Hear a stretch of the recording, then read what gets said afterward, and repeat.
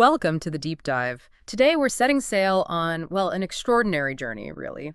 One that spans millennia and takes us to a land just pulsating with history, resilience, and, a future that's unfolding right before our eyes. It is. We're diving deep into the story of India. A huge topic. Huge! And we've gathered a stack of pretty compelling sources: historical accounts, economic analyses, foreign policy stuff, scientific reports. A real mix. Yeah. And our goal in this deep dive is, well, to act as your guides. We want to cut through the noise, pull out the most important bits of knowledge. The key insights. Exactly. And help you understand the intricate layers of this complex and, frankly, powerful nation. That's right. Think of us as navigating this wealth of information right alongside you. Our mission here is to go beyond the headline. Definitely. Connecting the dots from India's ancient past right up to its dynamic present. Yeah. And revealing the remarkable trajectory these sources describe. And the story begins far, far back, like long before the maps looked anything like they do today. Way back. The material we've looked at paints this picture of ancient India not just as a place, but as a foundational civilization. A cradle of culture, intellect, innovation, and deep spiritual thought. It's fascinating how the sources consistently highlight this deep civilizational heritage.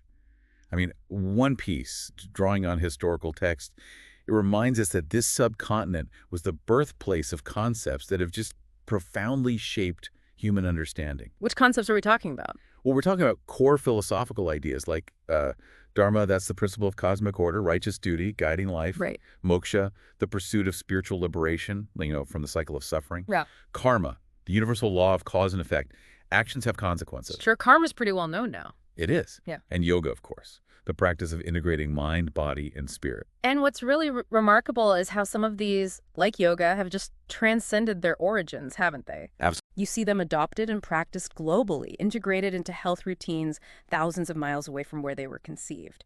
It really speaks to the timeless relevance, the universality of these ancient Indian insights. But this wasn't just a realm of abstract thought. Not at all. The sources on ancient cities reveal a level of practical sophistication that is, well, truly breathtaking.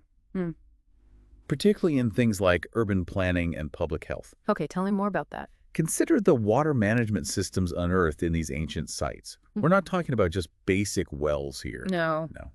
The sources detail sophisticated water control, including remarkably advanced sanitation. I mean, get this, they had toilets built into homes. Built-in toilets back then? Yes, connected to citywide networks of sewage and drainage systems made from brick and stone. And these systems were intelligently sloped for efficient flow, covered with stone slabs. Wow. A deliberate design choice, to control odor and disease. Yeah. Very different from the open sewers you'd find in many contemporary societies elsewhere. That's incredible foresight. And it wasn't just private homes, right? Not at all. We find descriptions of public infrastructure dedicated to hygiene and community well-being. Extensive public baths. Right. Carefully constructed wells, tanks, reservoirs, and those amazing step wells. No, I've seen pictures of step wells. They look incredible. They're architectural marvels, and they were vital social hubs, too, designed for both practical water access and community gathering. So a real focus on public health. Comprehensive. The material describes organized garbage disposal systems, designated collection areas. Seriously? There were even dedicated public sanitation workers responsible for sweeping streets regularly. And apparently, citizens could be fined if they didn't maintain cleanliness around their own properties. So, rules and enforcement. This wasn't haphazard living. It was a highly organized society with a clear understanding of hygiene's importance. And the cities themselves, what were they like? Well, the urban environment itself was a testament to their advanced capabilities. Paved roads were common. Paved roads. Yes. Buildings often rose to multiple stories. Cities were organized into distinct neighborhoods, and vibrant public spaces were integral to the designed town: squares, parks, gardens. Nice. These weren't just functional areas. They were adorned with sculptures, carvings, fountains, designed to be places of beauty and community life. So aesthetics matter too. Clearly. And this sophistication extended to intellectual pursuits. The sources reference these legendary centers of learning, like the universities of Taxila and Nalanda. Heard of Nalanda. Huge, wasn't it? Massive. These weren't just local schools. They attracted students and scholars from all across Asia, drawn by curricula spanning medicine, astronomy, mathematics, philosophy, you name it. Wow. And the existence of public libraries, accessible to a wide range of the population, designed to preserve precious manuscripts. It just underlines the value they placed on knowledge and sharing it. A society built on learning and practical skill. Exactly. A foundation of deep learning and practical expertise. And all this intellectual and civic sophistication, it must have underpinned some serious economic power, right? The sources, especially looking at pre-colonial India, they paint a picture of a global economic superpower. Oh, absolutely.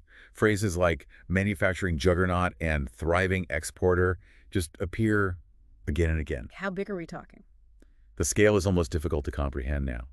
Sources citing historical economic data state that around the year 1700, India commanded an astonishing, get this, 27% share of the entire world economy. 27% of the world. Yes. To give you perspective, that was a larger share than all of Europe combined at that time. That's staggering. It wasn't a marginal economy. It was absolutely central to global commerce. And what was driving that? What were they making? Well, that dominance was built on world-class industries. Textiles were perhaps the most famous, holding an estimated 25% global market share by the mid-18th century. A quarter of all textiles. But the economy was diverse and innovative. Exquisite jewelry, fine pottery, advanced metalwork were major exports. And India was a pioneer in steel production. They mastered the creation of wood steel. Wood steel? What's that? Ah, that's the legendary material used for Damascus blades. Highly prized for its strength and sharpness, exported across the Arab world, Europe. Right, Damascus steel. I've heard of that. That's Indian wood steel.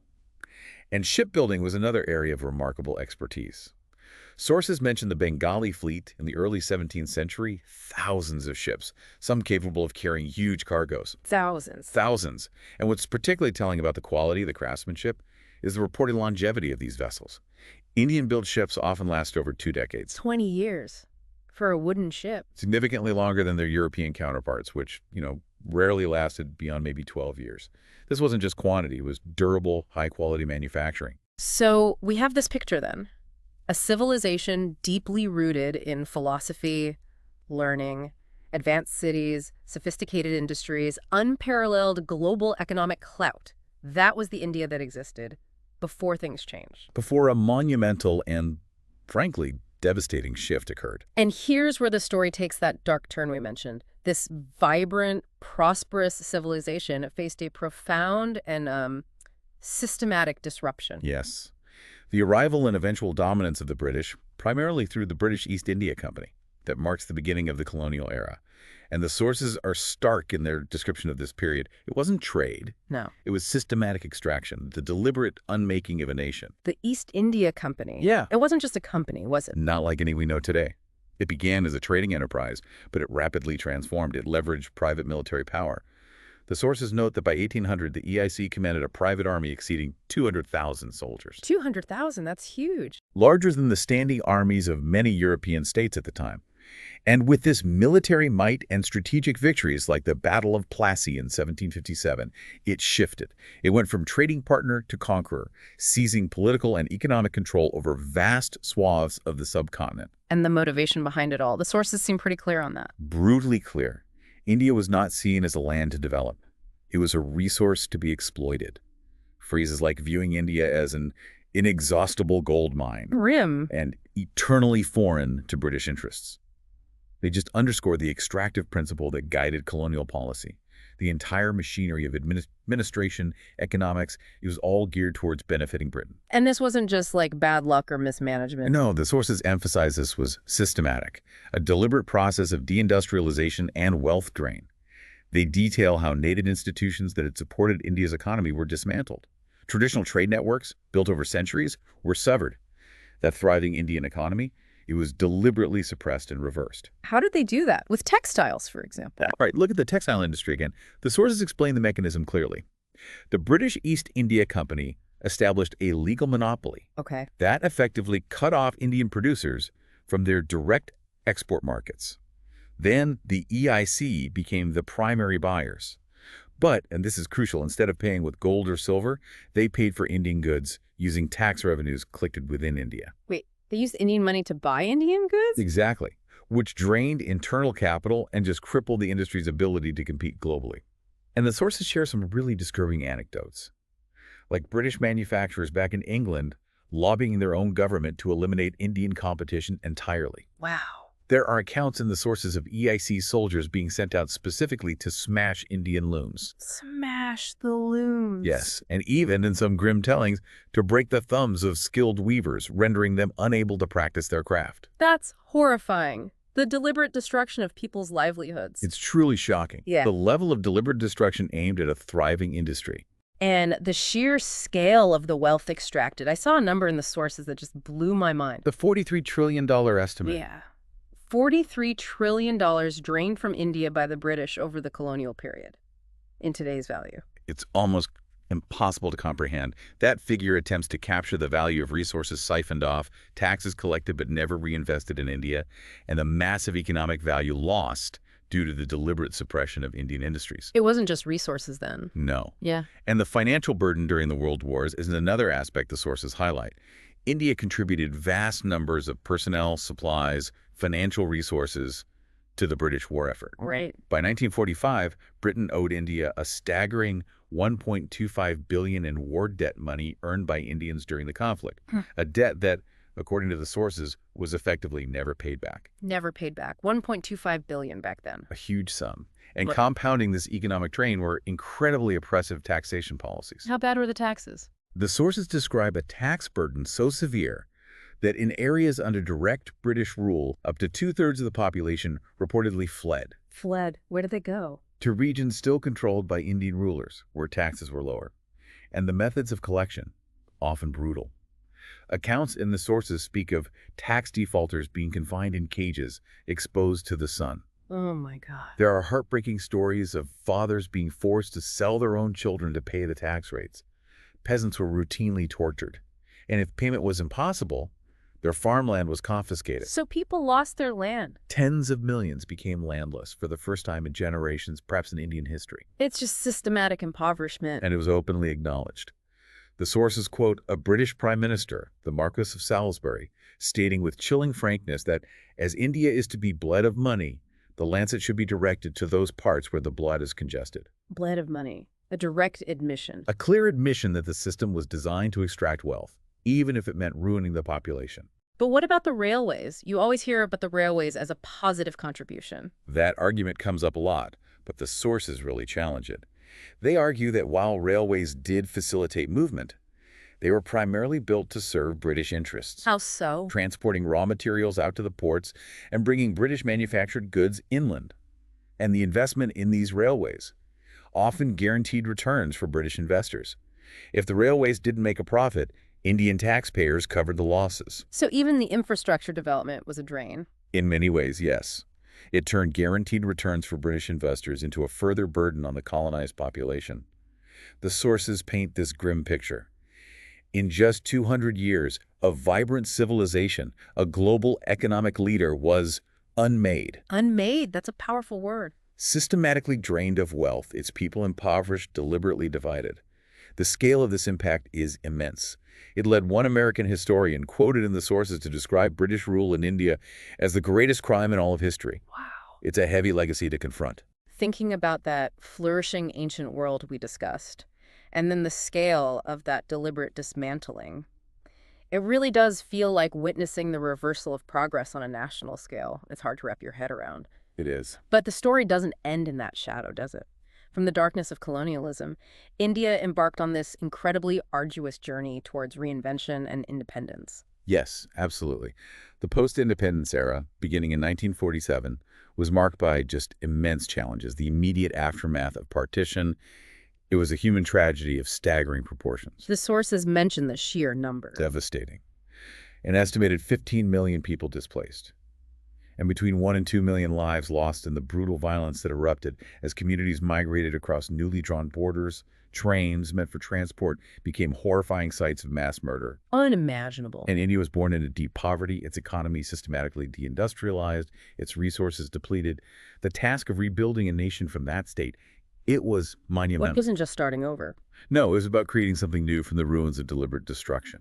But despite these overwhelming obstacles, poverty, displacement, communal tensions, the leaders, the people of India, they began that difficult work of nation building. They did. Sources on this period highlight key initiatives, things like the Green Revolution, aimed at achieving food self-sufficiency for a massive growing population, Social. and vital industrialization drives, focused on building foundational industries to reduce dependence on foreign powers and create a modern economy. And politically. Fundamentally, the sources emphasize the conscious decision right from day one to establish India as a democratic republic, committed to pluralism, to unity in diversity. That commitment seems key. It was. This choice, made right in the midst of chaos and division, laid the essential political and social groundwork. It would be tested repeatedly, of course, but it ultimately provided the framework for India's future trajectory, its ability to eventually rise again, a commitment to a diverse, multi-faith society as the very identity of the nation. Okay, so let's fast forward to today. Because the narrative has shifted so dramatically, India is no longer solely defined by those struggles of independence. It's emerged as a really significant force on the global economic stage. The numbers absolutely underscore this transformation. Recent data cited in the sources confirm India's position now as the world's fourth largest economy. Fourth largest. Wow, having surpassed Japan. And it has officially entered the exclusive $4 trillion economy club. The 4 trillion club. That sounds impressive. It is a significant milestone. But the sources also frame it not as an endpoint, but more as proof that the nation has finally found stable footing and the journey of growth is really just continuing. And a key engine driving this seems to be the middle class. Oh, absolutely. The explosive growth of the Indian middle class. Mm-hmm. Estimates in the sources suggest this segment of the population now numbers around 400 million people. 400 million. Think about that size. It's roughly equivalent to the entire population of the European Union. That's incredible. This creates an absolutely massive domestic market, fueling consumer demand across every sector. It acts as a powerful internal driver for growth. And to support all that growth, there's this huge infrastructure push happening. Right? Massive. A source from Mint outlines the government's ambitious plan for an investment of $100 trillion that's over $1 trillion over the next 5 years. $1 trillion on infrastructure. What does that involve? It's comprehensive. It's not just about building roads, though there's a lot of that developing 50,000 kilometers of high-quality expressways. 50,000 kilometers. It also involves significantly upgrading port infrastructure, including developing 2 brand-new megaports to boost trade efficiency, and a vast modernization of the railway network. Ah, the Vande Bharat trains. Exactly. The expansion of the Vande Bharat initiative for semi-high-speed trains. Plus, significant investments planned for modernizing airports, urban infrastructure across the country. It's all designed to lower logistics costs, increase efficiency, and literally connect the growing economy. And then there's the tech sector. India's rise there has been really prominent globally. Hugely prominent. Sources point to initiatives like Digital India, which aims to transform the nation into a digitally empowered society and knowledge economy. And you see the flourishing of IT hubs, a vibrant startup ecosystem across cities, producing innovation and, importantly, job growth.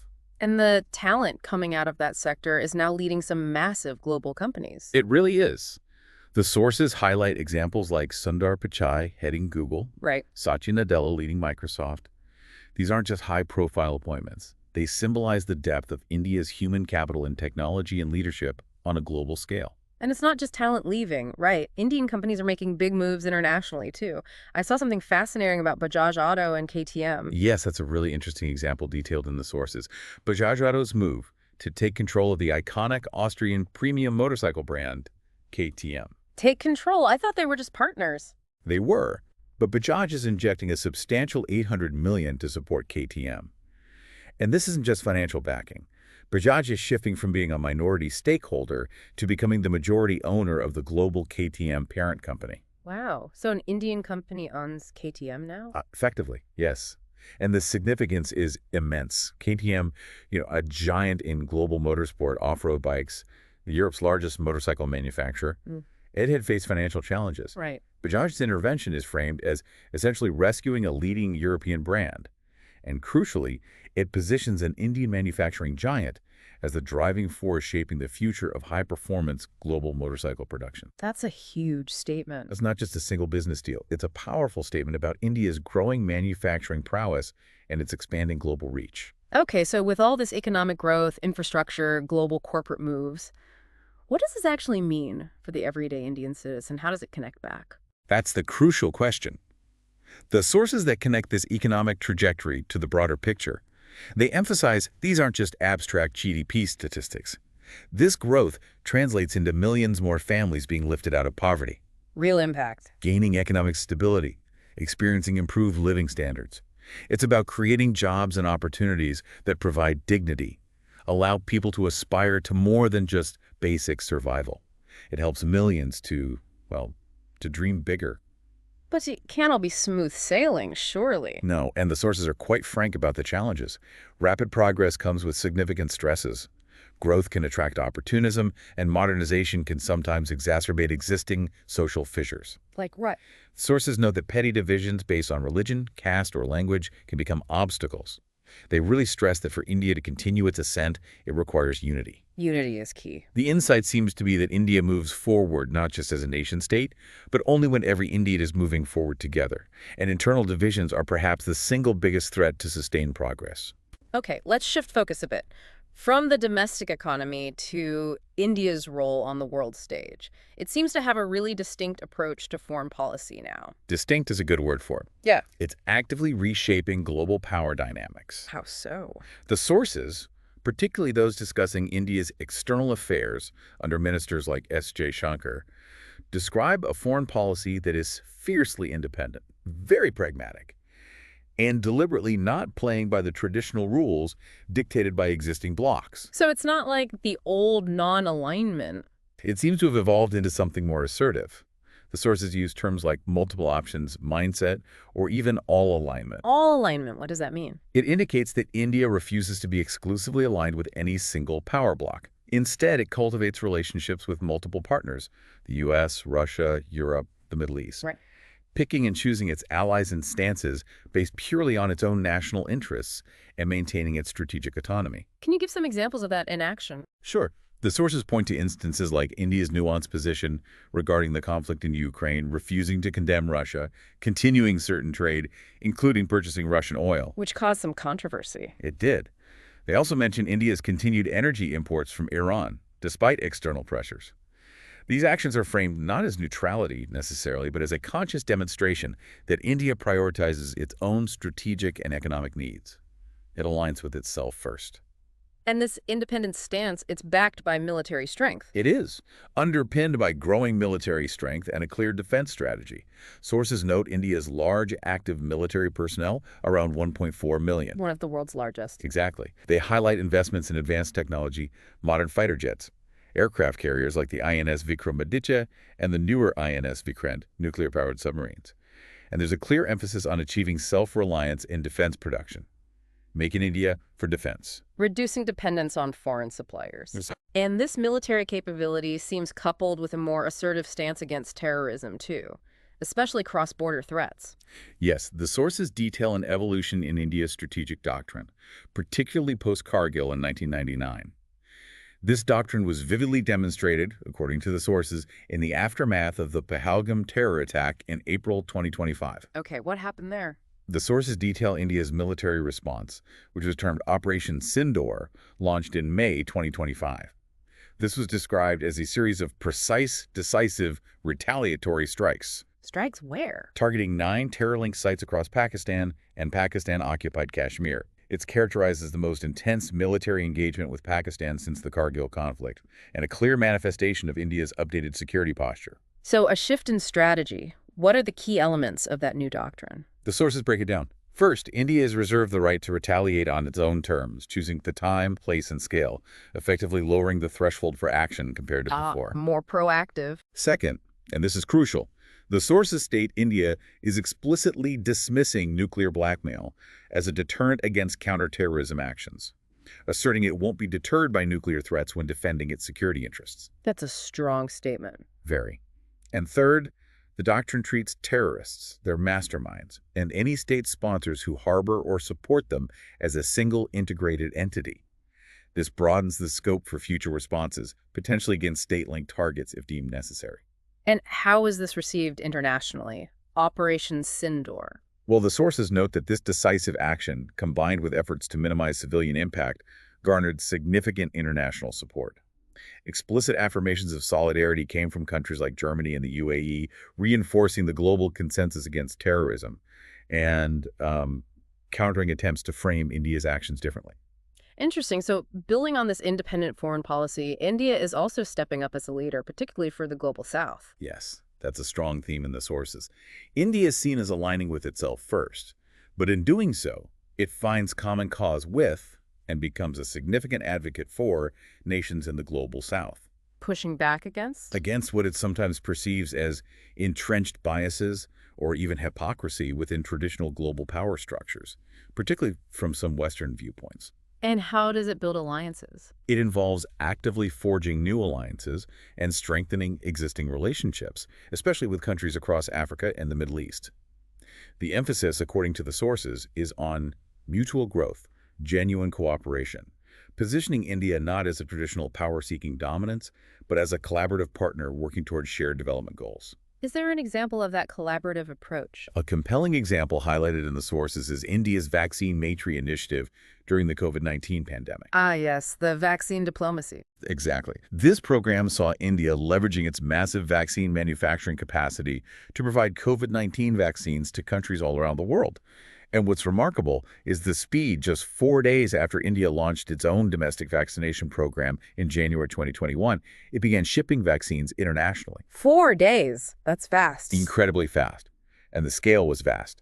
By early 2022, India had supplied over 160 million doses to 96 different countries, including significant quantities of gifted doses. Wow. The sources detailing vaccine Maitri include numerous expressions of gratitude from international leaders, organizations, describing India's actions as a genuine demonstration of generosity, benevolence, a life-saving gift during a crisis when many nations, especially developing ones, were struggling desperately to access vaccines. So building goodwill through action. It clearly positioned India as a responsible global stakeholder and a nation willing to act on humanitarian principles through collaboration. Okay, let's talk about one of the most celebrated and sometimes complex aspects of India, its diversity. The sources talk about unity and diversity not just being a slogan. Right. It's presented as a lived reality, especially visible in key moments. But first, it's essential to remember the deep historical roots. Goes way back. Millennia. As one source reminds us, major global religions like Hinduism, Buddhism originated within the Indian subcontinent. This established a multi-faith, pluralistic social fabric that has existed for a very, very long time. But how does that play out now? Is there a recent example? Yes, the sources provide a really striking recent example of this unity in action, specifically in the diplomatic efforts after Operation Sindoor. The diplomatic outreach. Exactly. The sources detail an unprecedented move. India dispatched multiple all-party delegations to represent the nation abroad and explain its position against terrorism. Meaning, the delegations included senior political leaders, not just from the ruling party, but from across the political spectrum, major opposition parties. And, crucially, they included individuals from diverse regional and religious backgrounds. So different parties, different religions, all together. Yes. Leaders representing various political affiliations and all major religions in India stood united on the global stage to present a unified national front against terrorism. That's quite something. It's highlighted in the sources as a powerful, tangible demonstration of national unity, cutting across the usual lines of political rivalry, religious identity, regional differences.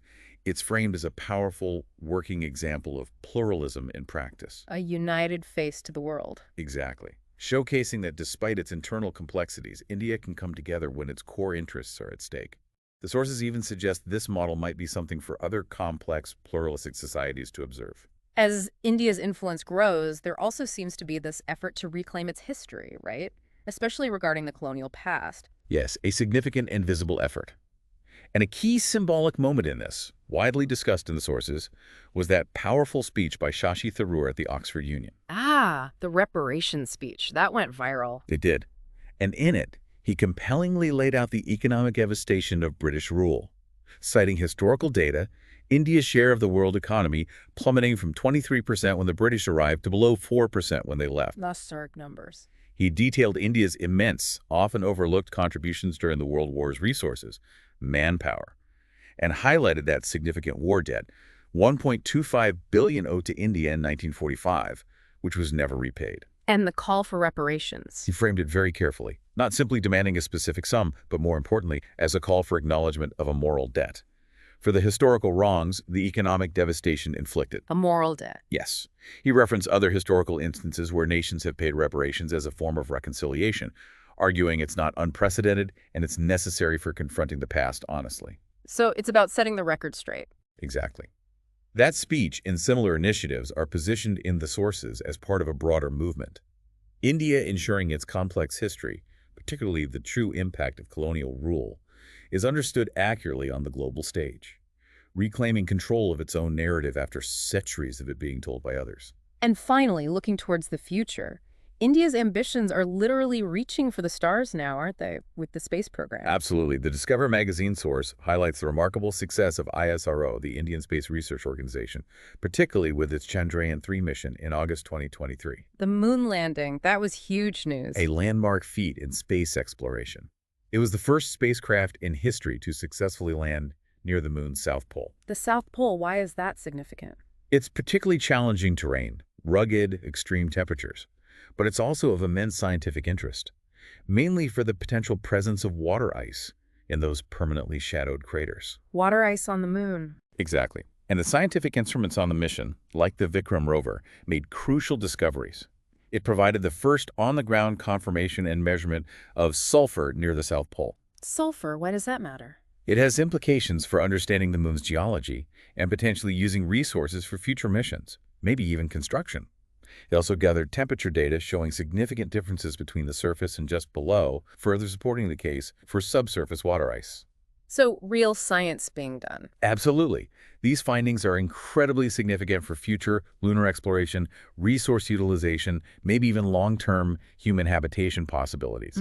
And the sources highlight ISRO's track record, executing complex, high-efficiency missions at remarkably low cost compared to other space agencies. Doing more with less. Precisely.